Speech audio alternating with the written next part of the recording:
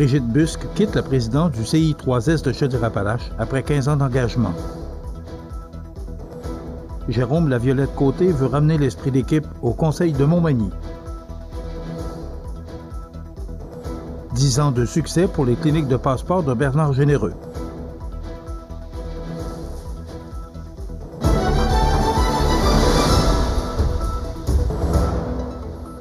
Mardi 21 octobre 2025.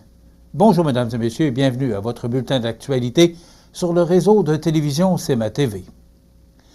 Après 15 ans d'implication bénévole au sein du réseau de la santé et des services sociaux, Mme Brigitte Busque quitte ses fonctions de présidente du conseil d'administration d'établissement du CI3S de Chaudière-Appalaches. Élue par acclamation comme conseillère municipale du district 1 à Saint-Georges, elle a remis sa démission afin de se consacrer pleinement à ce nouveau mandat, tout en poursuivant sa carrière dans le domaine bancaire où elle œuvre depuis 35 ans. Mme Busque a siégé au conseil d'administration du CI3S de Chaudière-Appalaches depuis 2015, après avoir présidé celui du C3S de Beauce de 2010 à 2015. Elle aura ici consacré une décennie à soutenir la gouvernance et l'amélioration continue du réseau régional de la santé. Dans un message empreint d'émotion, Mme Busque a tenu à exprimer sa profonde reconnaissance envers les équipes cliniques, le personnel de soutien, les médecins, ainsi que les organismes communautaires et les fondations qui œuvrent à offrir des soins de qualité à la population. Elle a souligné la passion, l'expertise et l'humanité des intervenants du réseau qu'elle considère comme la véritable force du système de santé régional. Elle affirme quitter son poste avec le sentiment du devoir accompli, convaincue que les nouveaux membres du conseil d'administration poursuivront la mission du CI3S avec les valeurs de collaboration, d'équité et d'humanisme qui ont toujours guidé ses actions. De leur côté, le président-directeur général, Patrick Simard, et les membres de la direction ont tenu à remercier chaleureusement Mme Busque pour ses 15 années de dévouement et de leadership au sein du réseau. À Montmagny, la campagne électorale municipale bat son plein et le district 1 attire l'attention avec la candidature de Jérôme Laviolette-Côté, un homme déterminé à redonner une dynamique d'équipe au sein du conseil municipal. Âgé d'une quarantaine d'années, père de 2 enfants et coordonnateur au département du contrôle de la qualité chez Ressort Liberté, il mise sur son expérience diversifiée et son leadership rassembleur pour convaincre les électeurs. Ancien conseiller municipal à Rivière-du-Loup, Laviolette-Côté compte près de 20 ans d'implication citoyenne dans les milieux économiques, sociaux et politiques. Il dit avoir appris l'importance d'une écoute active et d'un travail collectif pour faire avancer les projets municipaux. Aider concrètement des citoyens dans leur démarche a été l'un de mes plus grands bonheurs comme élu. Sur le terrain, l'accueil qu'il reçoit le motive davantage. Les citoyens du district 1 me parlent de collaboration, de respect et de transparence. Ils reconnaissent en moi un équilibre entre l'expérience et le dynamisme qu'ils souhaitent voir les représenter, affirme-t-il. Le candidat ne cache toutefois pas sa déception face au ton adopté par certains élus sortants. Il appelle à mettre fin au one-man show et aux promesses de politiciens, estimant qu'aucun développement durable ne peut se faire sans un véritable travail d'équipe.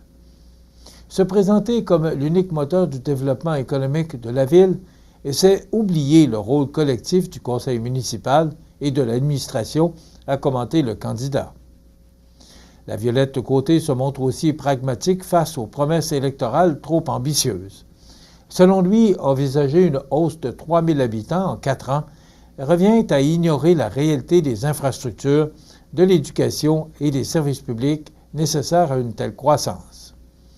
Son parcours témoigne d'un engagement constant comme, entre autres, ancien vice-président de la Chambre de commerce de la MRC de Rivière-du-Loup, administrateur de la Caisse Desjardins de la MRC de Montmagny et président des commissions municipales touchant les transports, les loisirs et la culture.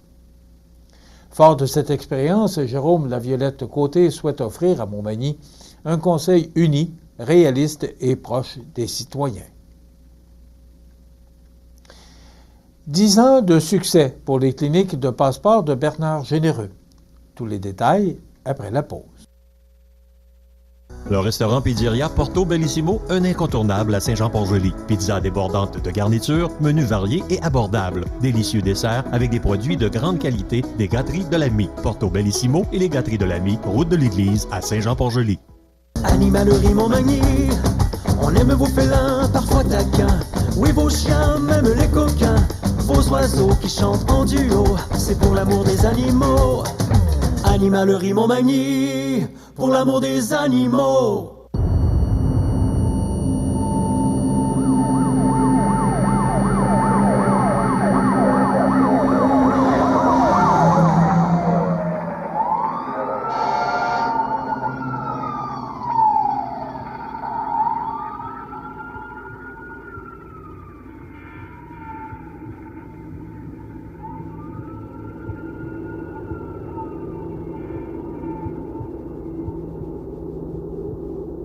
Vous regardez CEMA TV, le réseau de l'information sur la Côte-du-Sud. Les cliniques de passeport tenues la semaine dernière à Montmagny, Rivière-du-Loup et Témiscouata ont une fois de plus remporté un franc succès. Cette édition 2025 marquait un jalon important dont le 10e anniversaire de cette initiative mise sur pied par le député fédéral Bernard Généreux, qui continue d'offrir un service essentiel à la population. Plus de 600 demandes de passeport ont été complétées lors de cette récente série de cliniques, et confirmant la pertinence de ce service de proximité. Depuis 10 ans, ces cliniques facilitent la vie des citoyens en leur permettant d'obtenir ou de renouveler leur passeport dans un environnement accessible et rapide. Aider concrètement les gens, c'est ce qui me motive chaque jour, a mentionné M. Généreux. Le député a tenu à remercier les nombreux bénévoles qui, année après année, se mobilisent pour appuyer les citoyens dans leur démarche administrative. Sans vous, ces cliniques n'auraient pas l'ampleur ni l'impact qu'elles ont aujourd'hui. Vous êtes au cœur de cette réussite, a-t-il ajouté. M. Généreux a également souligné la fidélité de son équipe parlementaire ainsi que la présence constante du photographe Ghislain Mailloux, fidèle à l'événement depuis la première édition. Pour les citoyens ayant pu participer aux cliniques d'automne, un service d'accompagnement pour les demandes de passeport demeure accessible quotidiennement dans les bureaux de députés ou du député à Rivière-du-Loup et Montmagny. Les prochaines cliniques de passeport seront de retour au printemps 2026 et les dates seront annoncées dans les prochains mois. Merci pour votre confiance année après année. C'est toujours un privilège de vous servir, a conclu le député Bernard Généreux. À l'approche de l'élection à la préfecture de la MRC de Kamouraska, les électrices et électeurs sont invités à bien planifier leur participation au scrutin en vérifiant, dès maintenant, leur lieu et leur bureau de vote. Toutes les informations nécessaires, dont les endroits, les jours, les heures de vote et les numéros de section, sont disponibles sur le site Internet de la MRC de Kamouraska au mrckamouraska.qc.ca ou encore par téléphone auprès de l'administration municipale. 2 candidatures sont en liste pour le poste de préfet, dont M. Sylvain Roy, préfet sortant, et Mme Nancy Dubé. Les citoyens sont encouragés à s'informer sur les 2 aspirants avant de se rendre aux urnes. Dans les municipalités où le vote par correspondance est offert, les électeurs inscrits doivent s'assurer que leur bulletin soit reçu par la présidence d'élection au plus tard le vendredi 31 octobre 2025 à 16h30. Si un électeur n'a pas reçu son bulletin quelques jours après sa demande, il est prié de communiquer rapidement avec la présidente ou le président d'élection de sa municipalité afin d'en obtenir un nouveau. Le dépouillement des votes aura lieu le lundi 3 novembre 2025 à 13h au bureau de la MRC de Kamouraska situé au 235 rue Rochette à Saint-Pascal.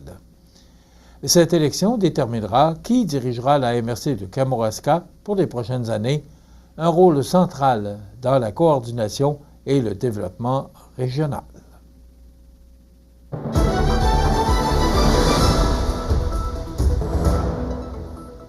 Au sport, l'organisation de l'Everest, en collaboration avec la Ligue de hockey junior A du Québec et la ville de Montmagny, annonçait, j'ai dit la Ligue junior A, ce serait plutôt la Ligue junior 3A, et la ville de Montmagny annonçait lundi en conférence de presse la tenue d'un match préparatoire du défi mondial junior A.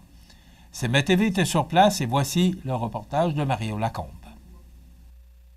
Ce lundi, la direction du club de hockey Everest de Montmagny convoquait la presse pour faire part d'une grande nouvelle en relation avec le défi mondial junior A qui se tiendra à Trois-Rivières à compter du 7 décembre prochain.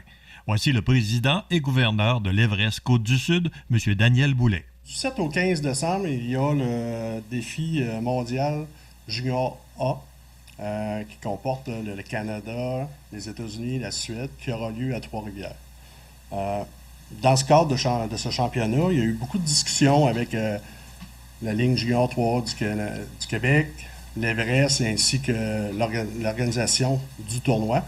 Et suite à ça, on a eu une entente et on est fiers d'annoncer que nous allons avoir un match préparatoire à l'Arena de Montmagny le 5 décembre prochain en vue du défi mondial junior. M. Boulet nous donne ici une idée de l'impact qu'aura ces matchs préparatoires du 5 décembre sur la région de Montmagny. L'équipe sera représentée, c'est le Canada-Ouest contre les États-Unis. Puis je veux vous dire que sans l'Everest, l'octroi du match préparatoire du défi mondial n'aura jamais vu le jour.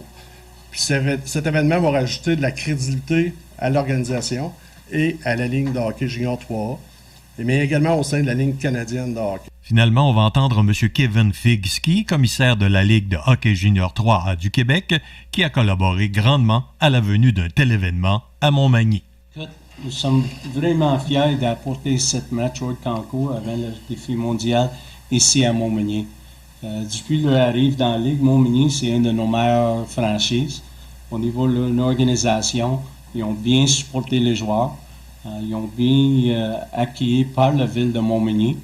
Puis quand on cherchait des endroits d'avoir ces matchs-là, puis c'est la première fois que le tournoi, ils ont décidé d'avoir 2 matchs au concours à l'extérieur du site principal pour avoir la chance pour le monde à l'extérieur qui sont des partisans de hockey junior A, d'avoir la chance d'accueillir un genre de tournoi avec cette calibre de joueurs. Puis quand ils nous demandent la Ligue, est-ce qu'on peut avoir des franchises qui sont prêtes à accueillir ces 2 matchs-là? Je lance l'appel directement à Dan, puis l'Everest sont vraiment hâte d'accepter cette défi. Puis depuis le début, on travaille bien fort ensemble pour s'assurer qu'on va avoir du monde dans les stades. Puis en principe, on veut avoir les jeunes joueurs du hockey dans la région pour donner une idée c'est quoi leur avenir dans le hockey junior. Donc, en terminant pour l'occasion, c'est une date à retenir, le 5 décembre prochain, un vendredi à 19h. La formation des États-Unis affrontera l'équipe Canada-Ouest à l'Arena de Montmagny en vue du défi mondial junior A. Mario Lacombe à Montmagny pour CMA-TV. Information. Voilà, c'est qui complète le bulletin d'actualité de ce mardi 21 octobre. Dans un moment, les prévisions de la météo et le menu de cette émission du 21 octobre. Dans un moment, on vous présente la chronique financière avec Étienne Chaput et l'équipe Leclerc-Bilodeau. Il y aura également Annick Lachance, chargée de projet au Carrefour Région Montmagny. Et Audrey Saint-Pierre nous fait part de ses trouvailles au magasin Coop IGA La Paix de Saint-Jean-Port-Joli. Bien sûr, il y aura les commentaires d'actualité de fin d'émission. Voilà, c'est le menu de ce mardi. Je vous souhaite donc une excellente émission à notre antenne.